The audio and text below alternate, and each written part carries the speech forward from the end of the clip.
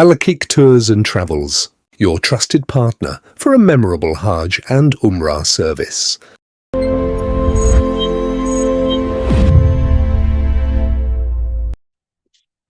السلام عليكم ورحمة الله وبركاته. بسم الله الرحمن الرحيم. الحمد لله الصلاة والسلام على رسول الله محمد بن عبد الله وعلى آله حزب الله ما بعد.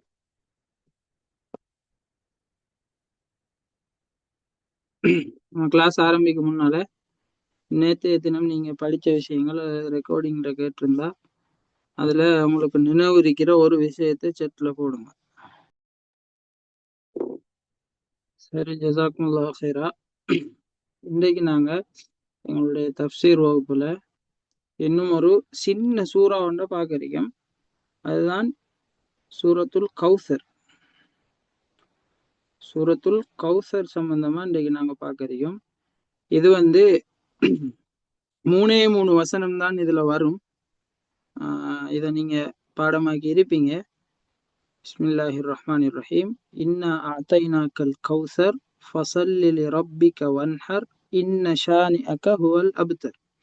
3 வசனங்களை கொண்ட இந்த சூறா குர்ஆனுடைய ஓர்டர்ல 108வது சூறாவா வரும். நம்ம நேற்றைய தினம் 112வது சூறா பார்த்தோம். அதுக்கு முந்தினது 1வது சூறா பார்த்திருந்தோம். இன்றைக்கு நாங்க 108வது சூறா பார்க்கோம். ஏன் இந்த சூறாவை எடுத்திருக்கோம்னா, இது நேத்து நாங்க பார்த்த சூறாவை விடவும் சின்ன ஒரு சூறா. அப்ப நாங்க பாடமாக்குறதுக்கு லேசாரிக்கும். சின்ன வசனங்கள், கொஞ்சம் போல வசனங்கள். அப்ப அதனால எங்களுக்கு இதுல பாடமாக்கி இதை நாங்க உணர்ந்து தொழுகையில ஓதுற நேரம் எங்களுக்கு எங்களுடைய தொழுகையெல்லாம் உயிரோட்டமா இருக்கும். அப்ப அந்த அடிப்படையில இந்த சூறாவினுடைய தமிழ் அர்த்தம் என்னன்னு பார்த்தா, பிஸ்மில்லாஹிர் ரஹ்மானிர் ரஹீம் எங்களுக்கு தெரியும். அடுத்தது இன்னா ஆத்தைனாக்கல் கௌசர், நிச்சயமாக நபியே நாங்க உங்களுக்கு கௌசர் என்கிற நீர் தடாகத்தை தந்திருக்கிறோம். இதுக்கு இன்னும் ஒரு கருத்து சொல்றதா இருந்தா, கௌசருக்கு நிறைய நன்மைகள் அப்படின்னும் அதுக்கு மொழிபெயர்க்கலாம். அப்படியான கருத்தும் அதுக்கு இருக்குது. நீர் தடாகம்ங்கிற கருத்தையும் நம்ம கொடுக்கலாம். அதை நம்ம இன்ஷா அல்லாஹ் விளக்கம் பார்க்கக்குள்ள இப்ப பார்ப்போம். சரி, அடுத்தது ஃபஸல்லி லிரப்பிக வன்ஹர். எனவே இந்த கௌசர் உங்களுக்கு தந்ததுக்காக, நீர் தடாகம் என்றா நீர் தடாகத்தை, இந்த கௌசரை, இந்த நலவுகளை உங்களுக்கு தந்ததுக்காக, ஃபஸல்லி லிரப்பிக வன்ஹர், உங்களுடைய இரட்சகனை தொழுது அவனுக்காக நீங்க அறுத்து பலியிடணும், குர்பானி கொடுக்கணும்ங்கிற விஷயத்த அல்லாஹ் தஆலா சொல்றான். 3வது வசனத்தில் அல்லாஹ் சொல்றான், இன்ன ஷானிஅக ஹுவல் அப்தர், நிச்சயமாக நபியே உங்களோட பகைவன் தான் சந்ததி அற்றவன். அபுத்தர் சொன்னா சந்ததி அற்றவன் அப்படின்னு சொல்லி அல்லாஹ் தஆலா இதுல சொல்றான். இதுல நம்ம முக்கியமான விஷயம் என்ன பார்த்தோம், நபி அவங்களுக்கு அல்லாஹ் தஆலா கொடுத்திருக்கக்கூடிய நலவு சம்பந்தமா ஒரு விஷயத்த பார்த்தோம். அந்த நலவுக்காக நபி அவங்க என்ன செய்யணும்னு சொல்லி அல்லாஹ் சொல்றத பார்க்கும். 3வது திடீர்னு பார்த்தா நமக்கு நபி அவங்களுடைய பகைவரை பத்தி அல்லாஹு தஆலா கேவலமாக இழிவாக சொல்லுகிற ஒரு செய்தியையும் பார்க்கும். ஏன் இப்படி அல்லாஹு தஆலா திடீர்னு இந்த விஷயத்த சொல்லணும் என்று சொன்னா, இப்பதான் நம்ம இந்த சூறா எப்ப இறங்கிச்சு, ஏன் இறங்கிச்சுங்கிற கேள்விக்குள்ளால நம்ம இப்ப போறோம். இப்ப அந்த அடிப்படையில பார்த்தோம்னா, இது நான் நபி ஸல்லல்லாஹு அலைஹி வஸல்லம் அவங்களுடைய சீராவுல ஏற்கனவே பார்த்திருந்தோம். நபி அவங்களுடைய முதலாவது குழந்தை, அதுவும் ஆண் குழந்தை காசிம் அப்படின்னு சொல்லி நம்ம பார்த்திருந்தோம். ஹதீஜா ரலியல்லாஹு அன்ஹா அவங்க மூலமாக நபி ஸல்லல்லாஹு அலைஹி வஸல்லம் அவங்களுக்கு கிடைச்ச 6 குழந்தைகள்ல 2 பேர் ஆம்பளை பிள்ளைகள். அதுல முதலாவது பிள்ளை தான் ஆம்பளை, பொம்பளை எல்லாருக்குமே சேர்த்து முதலாவது ஆள் இவர் தான் காசிம். அவங்கள வச்சுதான் நபி ஸல்லல்லாஹு அலைஹி வஸல்லம் அவங்கள காசிம் அப்படின்னு சொல்லி சொல்லுவோம். இப்ப நபி ஸல்லல்லாஹு அலைஹி வஸல்லம் அவங்க அந்த சமூகத்துல எவ்வளவோ எதிர்ப்புகள், அவ்வளவோ நல்ல மனுஷனா இருந்தும் போற்றப்பட்டும் பாராட்டப்பட்டும் நபி அவங்களுக்கு நல்ல பெயர்கள் சூட்டப்பட்டும் வாழ்ந்த சமூகத்துல நபி அவங்க நபித்துவத்தை எடுத்து அந்த காலத்துல இருக்கக்குள்ளதான் ஒரு நபியாக இருக்கிறாங்க. இப்ப நபி ஸல்லல்லாஹு அலைஹி வஸல்லம் அவங்களுக்கு இந்த குழந்தை காசிம்ங்கிறவர் மரணிக்காரு.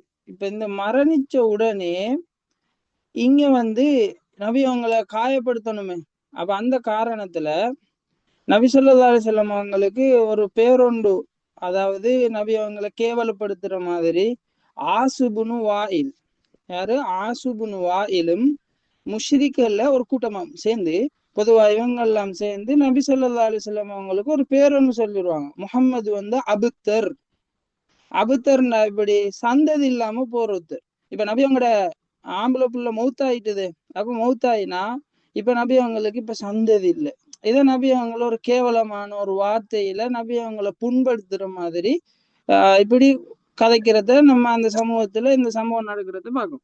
இது பொதுவா எங்கட சமூகத்திலையும் நடக்கும். ஒரு நல்ல ஒரு மனுஷர் இயல்பா இயற்கையாக அல்லாஹ்வினுடைய நாட்டப்படி சில விஷயங்கள் அவருக்கு நடந்துரும். அது அவரோட கையில இருக்கிறது. புது சட்டை புது சட்டை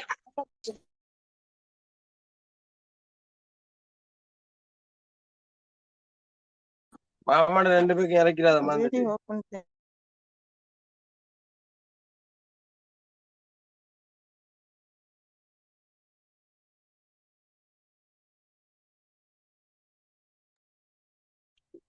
சரி, அப்ப இந்த நேரத்துல வந்து இது பொதுவா எங்களோட சமூகத்திலேயே நம்ம பார்ப்போம். இயற்கையாக அதாவது அல்லாஹ்வினுடைய ஏற்பாட்டுல நம்மட கையாலும் ஒன்றும் செய்ய இயலாது. அது இயல்பா நடந்துரும் சில விஷயங்கள். ஆனா அதை தூக்கி பிடிச்சுக்கிட்டு யாருக்குமே நடக்காத மாதிரி அவங்கள கேவலப்படுத்துறது, இவருக்கு இப்படித்த இதால நடந்திருக்கு சமூகத்துல அவரை இழிவா பேசி இப்படி எல்லாம் செய்வாங்க. அப்ப அந்த நேரத்துல ஒரு நல்ல மனுஷன் ஏசினா திருப்பி ஏச மாட்டாங்க, அடிச்சா திருப்பி அடிக்க மாட்டாங்க, இன்னொருத்தருக்கு அநியாயம் நினைக்க மாட்டாங்க, அல்லாதான் வழின்னு சொல்லி சில பேர் இருப்பாங்க. யார் என்ன செஞ்சாலும் யாருக்குமே தீங்கு செய்யாத ஒரு மனுஷருக்கு இப்படி எல்லாருமே ஒரு மாதிரியா கதைக்கிற நேரம் இவ்வளவு கவலையா இருக்கும்.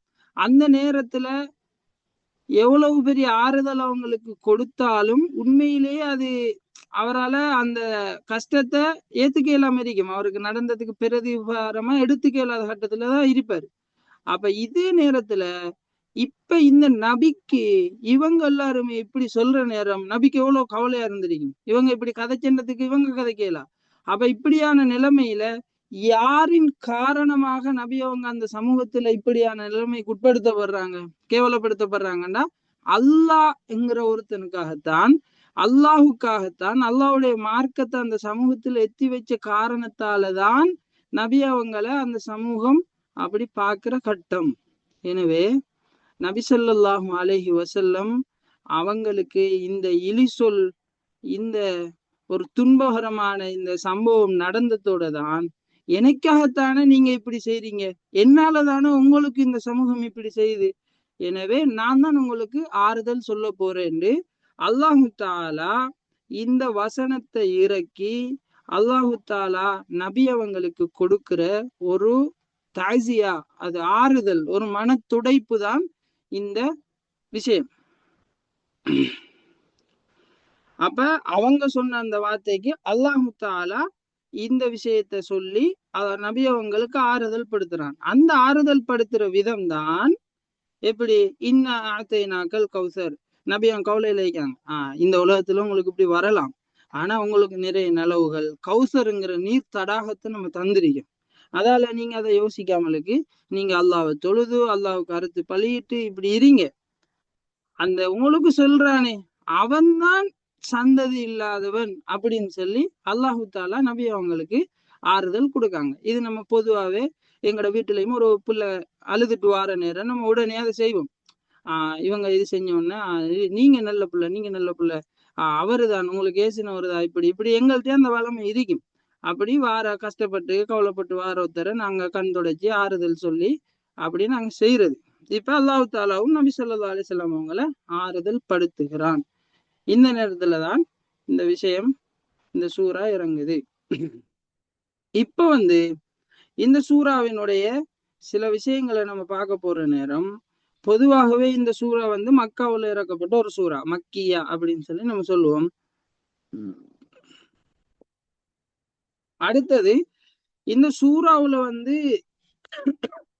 அடிப்படையா என்ன விஷயம் வருது என்று கேட்டா, இதுல அல்லாஹு தாலா இதனுடைய கருப்பொருள் என்னன்னு பார்த்தா, அல்லாஹு தாலா நபி ஸல்லல்லாஹு அலைஹி வஸல்லம் அவங்களுக்கு செஞ்ச அருள், அல்லாஹு தாலா நபி அவங்களுக்கு செய்த நலவு, அதையும் சொல்லி அதை எப்படி பாதுகாக்கணும், அதுக்கு என்ன ஒரு நலவு நடந்தா அதுக்கு நம்ம எப்படி அல்லாஹுக்கு நன்றி செலுத்தணுங்கிற விஷயத்தையும் அல்லாஹு தாலா இந்த சூறாவுல எங்களுக்கு சொல்லித்தரோம்.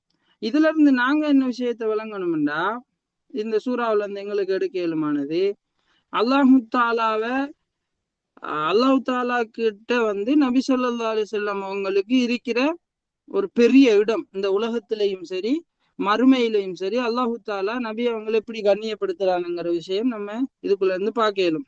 அதே மாதிரி யார் நபி ஸல்லல்லாஹு அலைஹி வஸல்லம் அவங்கள கோபப்படுத்துறாங்களோ அது அல்லாஹ் கோபப்படுத்தும், அல்லாஹ் மாறி அவங்களுக்கு ஏசுவானுங்கிற விஷயத்த நம்ம இதுல பார்க்கோம். நபி அவங்கள நாங்க யாருமே கோபப்படுத்துற மாதிரி நடக்க கூடாது, நபி அவங்களோட கண்ணியத்தை நாங்க பேணணுங்கிற விஷயம் பார்க்கும். அதே மாதிரி இன்னொன்னு சொல்லலாம், எப்படி நாங்க தொழுக என்று சொன்னா அது அல்லாஹுக்காகத்தான் தொழப்படணும் என்கிற ஒரு விஷயத்தையும் நம்ம இதுல பார்க்கோம். ஃபஸல்லில் ரப்பிக்க, எப்படி தொழுக அல்லாஹுக்கு மட்டும்தான் நம்ம செய்வோமோ, தொழுகையை அல்லாஹுக்கு மட்டும்தான் நம்ம அதை ஏத்திரிக்கோம், வாழ்க்கையில நடைமுறைப்படுத்துறோம். அதே நேரத்துல அறுத்து பலியிடுதல்ங்கிற விஷயமும் அல்லாஹுக்கு மட்டும்தான் நடக்கணும். இன்னைக்கு நாங்க எங்களோட சமூக வழக்கத்திலையும் பார்க்கோம், அறுத்து பலியிடுதல் முஸ்லிம்கள் அல்லாதவர்கள் வேற, அவங்க அவங்களோட சிலைகளுக்கு அவங்களோட கோயில்கள்ல நடக்கிற விஷயங்களுக்கு அறுத்து பலியிடுவாங்க. அதையும் தாண்டி எங்களோட சமூகத்துல சில பேர் சில கோழிகளை நேர்ச்சி வச்சு சில சில விஷயங்கள் எல்லாம் நேர்ந்து விட்டு அதுகளை கபர்ல இருக்கக்கூடிய நல்லவர்கள் இறைநேசர்கள் இந்த பேர்ல அவங்களுக்கும் அறுத்து பலியிடுகிற சில கவலைக்கிடமான செய்திகளையும் நம்ம பார்க்கும். அது சில பேர் அப்படி இல்லைன்னு லேசா சொன்னதுக்கும் அது இருக்குது, அதை நாங்க தடுக்கணும். எங்கட நாட்டை விட இந்தியாவில எல்லாம் இது அதிகமாக நடக்குது. அது சூனியம் உடைக்கிற அந்த பேர்ல, அதே மாதிரி அந்த ஜின் பிடிச்சிட்டு அதுக்கான வைத்தியங்கள் நாங்க செய்ய போறோம், இப்படி நிறைய பேர்ல பிள்ளை பேர் இல்ல, அப்படி நிறைய விஷயங்களுக்காக வேண்டி சமூகத்துல அப்படி கோழி சாவல்களை அறுக்கிறது, அப்படி நிறைய ஆடுகளை அறுத்து பலியிடுறது, இப்படியான செய்திகள் எல்லாம் முஸ்லிம்ன்ற பேர்ல நாங்க நினைச்சுக்கிட்டே நாங்க என்ன செய்யறோம், அவங்களுக்காக வேண்டி அந்த நல்ல மனிதர்கள் நாங்க நம்புறோம், அல்லது கெட்ட ஷைத்தான்கள் ஜின்களுக்காக வேண்டியும் அதை அறுத்து பலியிடப்படுறத நம்ம பார்க்கோம். இப்ப நாங்க இதை கழிப்பு கழிக்கிறதுனெல்லாம் சொல்லுவாங்க.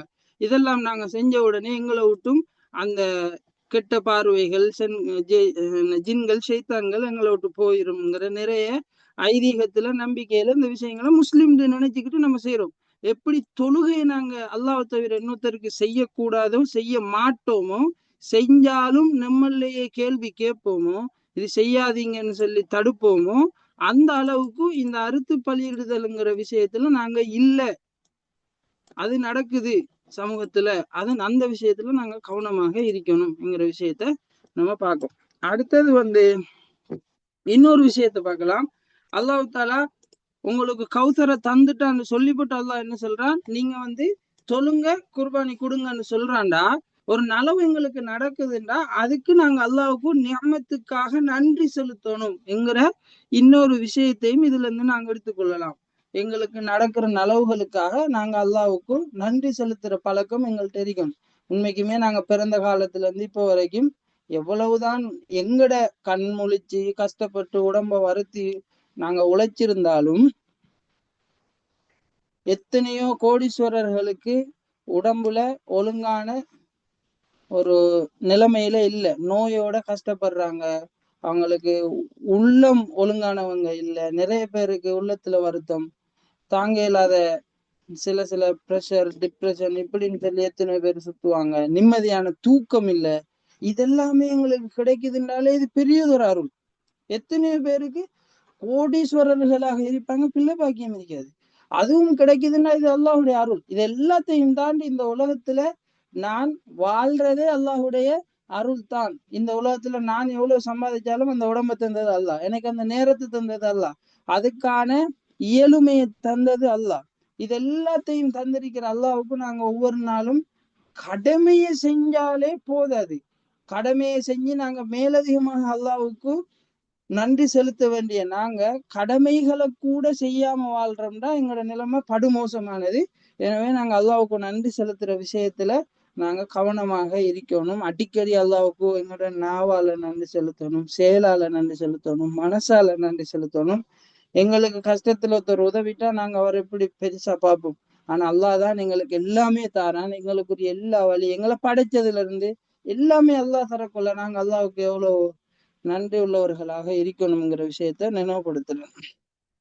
அதே போல இன்னும் ஒரு விஷயத்த நம்ம பார்த்தோம்னா, இப்ப கௌசர் அப்படின்னு சொல்லி இப்ப நம்ம லேசா பார்த்தோம். இந்த கௌசர்ண்டா என்ன, நீர் தடாகம்டா என்ன, அதோடு சம்பந்தப்பட்ட ஒரு செய்தியை நாங்க பார்ப்போம். இன்னைக்கு முக்கியமான ஒரு விஷயத்த நம்ம இப்ப பார்க்க போறோம். அது என்னன்னு சொன்னா, நபி ஸல்லல்லாஹு அலைஹி வஸல்லம் அவங்க ஒரு நாள் சின்ன தூக்கம் ஒன்று தூங்குறாங்க. இந்த செய்தியை அனஸ் ரலியல்லாஹு அன்ஹு அவங்க சொல்றாங்க. இப்ப ஒரு சின்ன தூக்கம் ஒன்று தூங்குறாங்க. எங்களுக்குள்ளதான் நபி அவங்க இருந்தாங்க. இருந்துகிட்டு ஒரு நாள் சின்ன தூக்கம் ஒன்று தூங்கிட்டு திடீர்னு எழும்புறாங்க. எழும்புற நேரம் ஒரு சின்ன புன்னகையோட நபி அவங்க தலையை உயர்த்துறாங்க சிரிச்சுக்கிட்டு.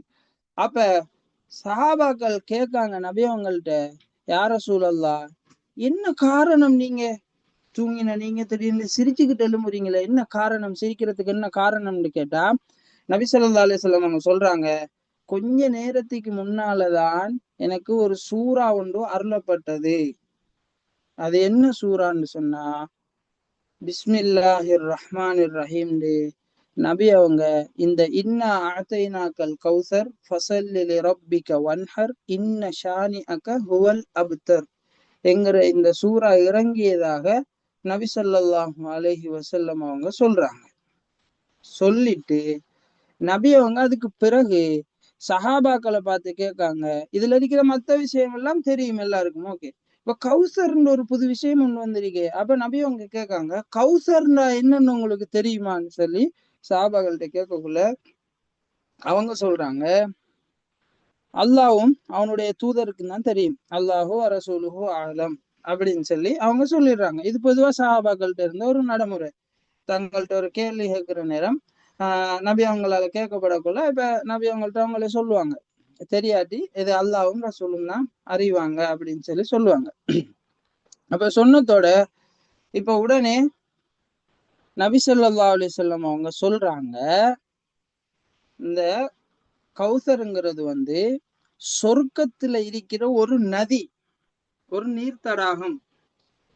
இது எனக்கு அல்லாஹ் வாக்களிச்சிருக்கிறான், இந்த கௌசருங்கிற இந்த நீர் தடாகத்தை மறுமையில தாரதாக அல்லாஹு தாலா எனக்கு வாக்களிச்சிருக்கிறான். இந்த விஷயத்த நபி அவங்க சொல்லிட்டு அதுல பாத்திரங்கள் வைக்கப்பட்டிருக்கும்.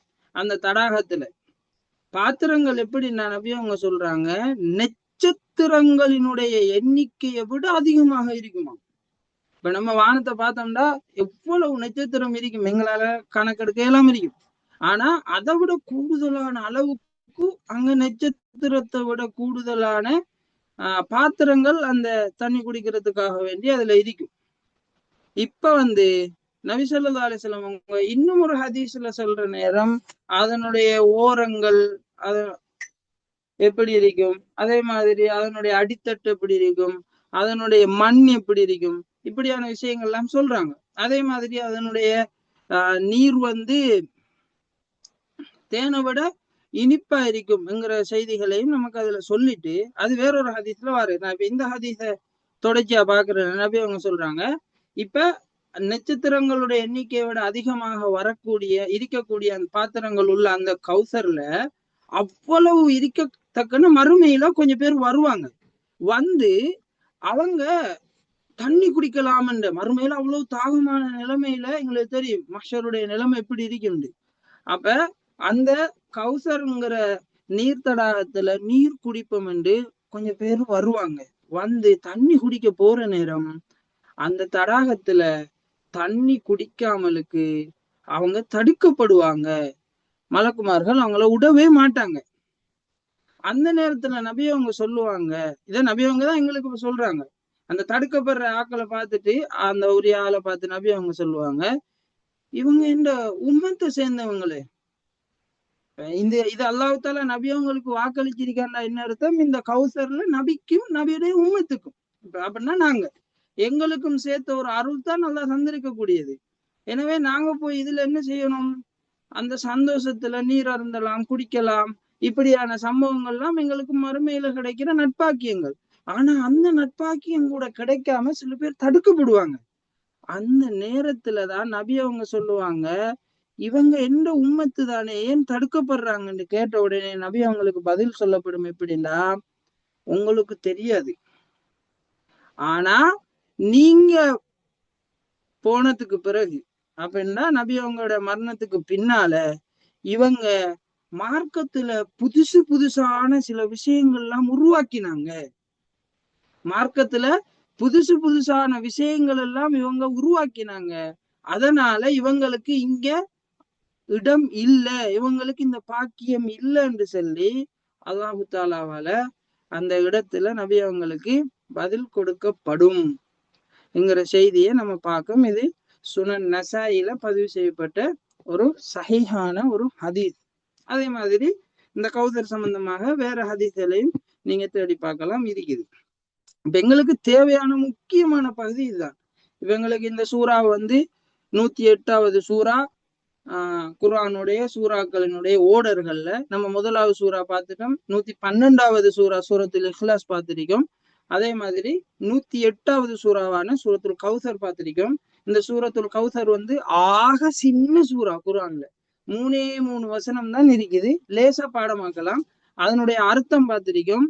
அதுக்குள்ள இருந்து வர சில விஷயங்கள் எங்களுக்கு எடுக்க இயலுமான விளக்கங்களையும் பார்த்துட்டோம். அதுல முக்கியமான ஒரு செய்தியாக நபி ஸல்லல்லாஹு அலைஹி வஸல்லம் அவங்க எங்களுக்கு சொல்லி இருக்கக்கூடிய, எச்சரித்திருக்கக்கூடிய ஒரு செய்தியையும் பார்க்கும். அந்த கௌசர் எவ்வளவு பெருமதியானதோ சிறப்பானதோ, அந்த கௌசர் அந்த பாக்கியம் அதுல நீரருந்துற அந்த சந்தர்ப்பம் இல்லாம ஆக்கப்படுறதுக்கான காரணம் என்ன, அந்த அளவுக்கு இழிவான நிலையில நாங்க ஆகிடக்கூடாதுங்கிற நபிகளாருடைய எச்சரிக்கையும் பார்க்கும்.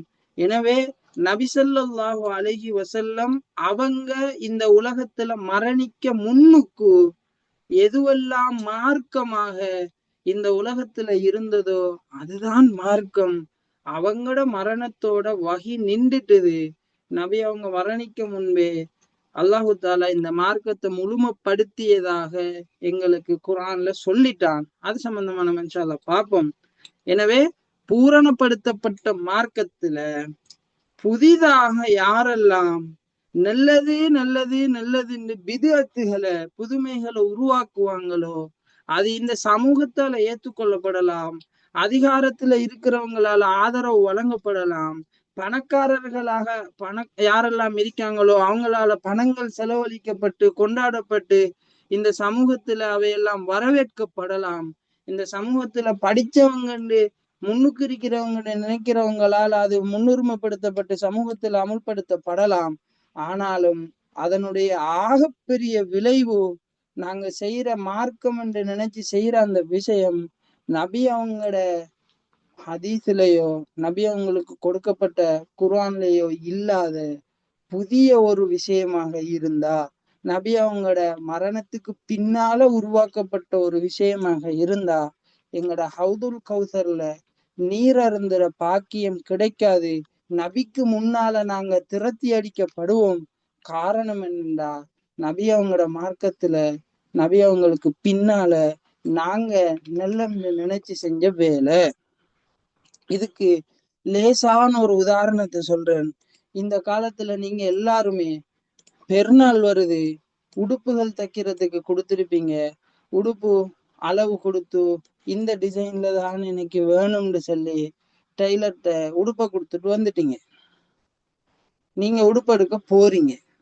இப்ப உங்களுக்கு உடுப்பு தார நேரம் நீங்க சொன்ன டிசைனை விட்டுட்டு நீங்க சொல்லி கொடுக்குறீங்க, இந்த டிசைன் தான் எனக்கு வேணும், இப்படித்தான் வேணும், இந்த கலர்ல இதுதான் வேணும்னு துணியும் வாங்கி கொடுத்து தேவையான எல்லாம் கொடுத்துட்டீங்க. வேலை அவங்க தச்சு தர்றது நீங்க சொன்ன மாதிரி நீங்க அதுக்குரிய சன்மானத்தை கொடுக்கறது. போய் பாக்குறீங்க, அவங்களுக்கு பார்வைக்கு டெய்லருக்கு இது நல்லா இருக்குன்னு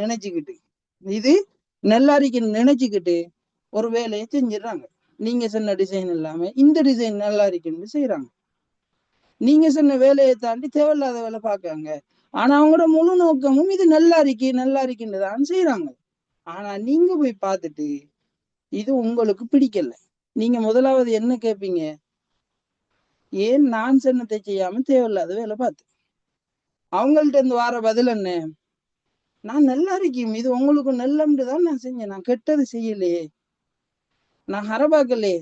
எனக்கு தேவை இப்படி, நான் சொல்லியிருக்கேன் இப்படித்தான் செய்யணும், நான் தான் சொல்லி தர போறேன், நான் தான் அதுக்குரிய உரிமையான ஆள் எந்த கதையை கேட்டுதான் நீங்க செய்யணும். அது நல்லா இருக்கா இல்லையாங்கிறத அது நான் பாக்குறது. இப்படித்தான் பொதுவா சொல்லுவீங்க. சரி, ஒரு வாதத்துக்கு சில பேர் சொல்லலாம், சில நேரம் அவங்க செய்யறது நல்லா இருந்தா எங்களுக்கு தெரியாம இருக்கலாம், அவங்க இனி அனுபவம் இல்லாக்கள், அவங்க செய்யறது நல்லா இருந்துட்டா என்ன செய்யற, அப்ப அதனால ஓகே நாங்க விடுவோம். சரினா அது எல்லா நேரமும் சாத்தியம் இல்லை. ஆனா அப்படித்தான் எடுத்துக்கிட்டாலும் அங்க வைக்கப்படுற காரணம் என்ன, எங்களுக்கு தெரிய அவங்களுக்கு இதை விட நல்ல அறிவு இருக்கலாம்ன்றதால அவங்க நல்லது செய்யறாங்க, அதனாலதான் நாங்க ஒத்துக்கிறோம். ஆனா இங்க நாங்க எப்படி டைலர்ட்ட உடுப்ப கொடுத்து நாங்க இப்படித்தான் வேணும்னு செய்ய சொன்னா தான் நாங்க காசு தருவோம்னு இருக்கமோ, அத மாதிரி தான் அல்லாஹு தாலா மார்க்கத்தை நபி மூலமா எங்களுக்கு தந்து நீங்க இதைத்தான் செய்யணும், இப்படி இப்படி செஞ்சாதான் நான் உங்களுக்கு கூலி தருவேன், இல்லண்டா எப்படி டைலர்ட்ட தூக்கி எறிவோமோ வச்சுட்டு இருங்கன்னு சொல்லி எங்களுடைய அமல்களும் எங்களுக்கு எதிராக அல்லாஹ்வினால் மாற்றப்படும். இப்ப நாங்க எப்படி டைலரை விட தெரியாத ஆள், அதால டைலர் தெரிஞ்சால்னு சில நேரம் விட்டு கொடுப்போமோ, அந்த கதை அல்லாஹ் கிட்ட இல்ல. ஏண்டா எங்களை விட நாங்க நல்ல விரும்பி செஞ்சதுக்கு எங்களை விட அறிஞ்சவன் அல்லாஹ், எங்களை விட அறிஞ்சவன் அல்லாஹ். அல்லாஹ்க்கு தெரியாம எங்களுக்கு ஒண்ணுமே தெரியா, அல்லாஹ் தெரிஞ்சு தந்தது. இதே இடத்துல நீங்க ஒரு கம்பெனில வேலை செய்யறீங்க, ஒரு கவர்மெண்ட்ல வேலை செய்யறீங்க, இப்படித்தான் உடுப்பு தைக்கணும்னு மேலெடுத்தால ஓர்டர் வந்திருக்கு, நான் நல்லா இருக்கேன் நல்லா இருக்குன்னு ஒரு ஷர்ட் அடிக்கேன், நான் நல்லா இருக்குன்னு ஒரு புடவை வேலை செய்யறேன், ஒரு ட்ரௌசரை தைக்கேன், வந்து பார்க்காங்க மேலால எங்களுடைய சூப்பர்வைசர், அவன் சொன்ன மாதிரி இல்லை, உடனே ஆளை தூக்கிடுவான், 2 தரம் சொல்லி பார்ப்பான், ஒன்றுக்கு இல்லாட்டி சரி முடிஞ்சு தொழிலே விட்டு போட்டு போன்னு வரும். அத மாதிரிதான் எங்களுக்கு தரப்பட்ட தொழில், எங்களுக்கு தரப்பட்ட இடம்தான் இந்த களிமாவை ஏற்றுக்கொண்டு அல்லாஹ் தந்திருக்கக்கூடிய பாக்கியம். இந்த களிமாங்கிறது எங்களுக்கு இந்த உலகத்துல அல்லாஹ்ட கம்பெனில அல்லாஹ்வுடைய மார்க்கத்துல வேலை செய்யறதுக்கான ஒரு சந்தர்ப்பம். இந்த களிமாவை ஏத்த நாங்க ஒழுங்கான முறையில செய்யல, எங்கட இஷ்டத்துக்கு நல்லா இருக்கு செஞ்சுட்டு போனோம்டா, நபியவங்களால வழங்கப்பட்ட வழிகாட்டலை விட்டு அல்லாஹுவால சொல்லப்பட்ட கட்டளைகள் அல்லாஹால தரப்பட்ட மார்க்கத்துக்கு மேலால நாங்க வேலை செஞ்சு நல்லம்டா, கடைசியில அல்லாஹுவால அவை பிரயோசனமற்ற பெருமதியற்ற விஷயங்களாக எங்களுக்கு தூக்கி எறியப்படும்.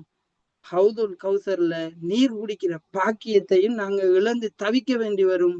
அது எப்படிப்பட்ட அளவுல தாடி வச்ச, ஜுப்பா போட்ட, தொப்பி போட்ட, தலப்பா கட்டின அரபு எவ்வளவு கதைக்க தெரியுமான ஆட்களாக இருந்தாலும் அவங்க யாருமே நபியவங்களை விட அல்லாஹ் கிட்ட முக்கியமானவங்க இல்ல. நபியவங்களுக்கு வந்த வகை அவங்களுக்கு வராது, நபியவங்களுடைய கனவும் வகை. ஆனா இந்த சமூகத்துல நாங்க நேரடியா குர்ஆன் இறங்கினதை தவிர வேற வழியே இல்லை, ஆனா அப்படி கூட இறங்காது, இவங்கட கனவுகள் கூட வகை இல்லை.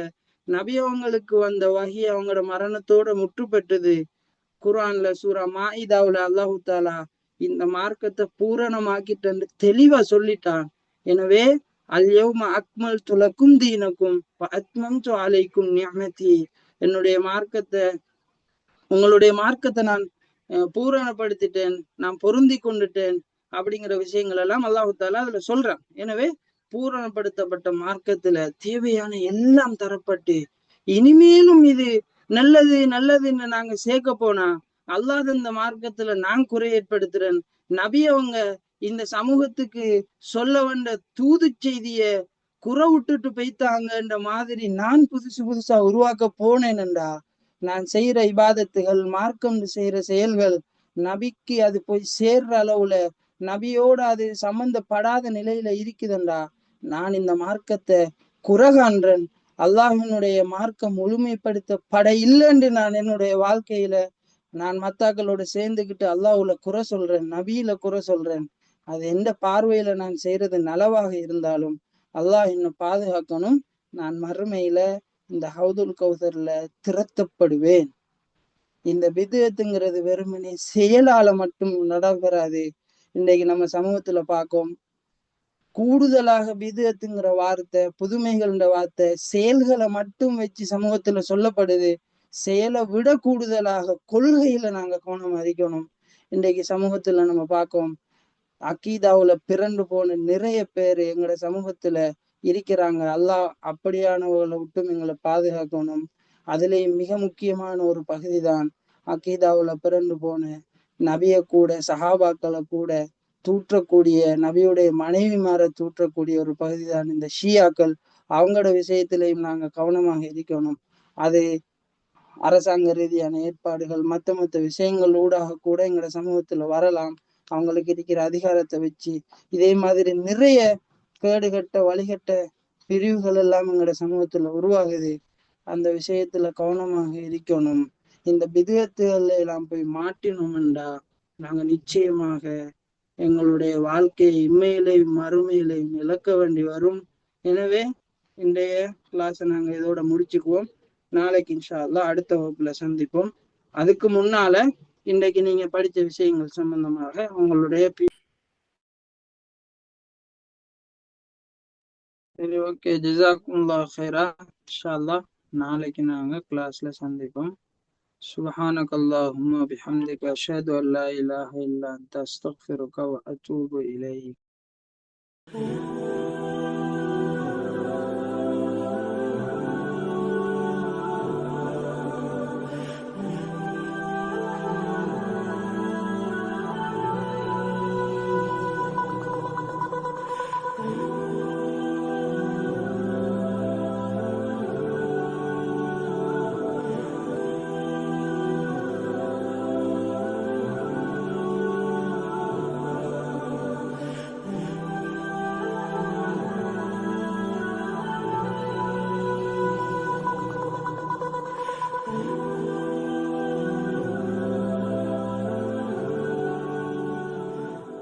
Al-Akik Tours and Travels, your trusted partner for a memorable Hajj and Umrah service.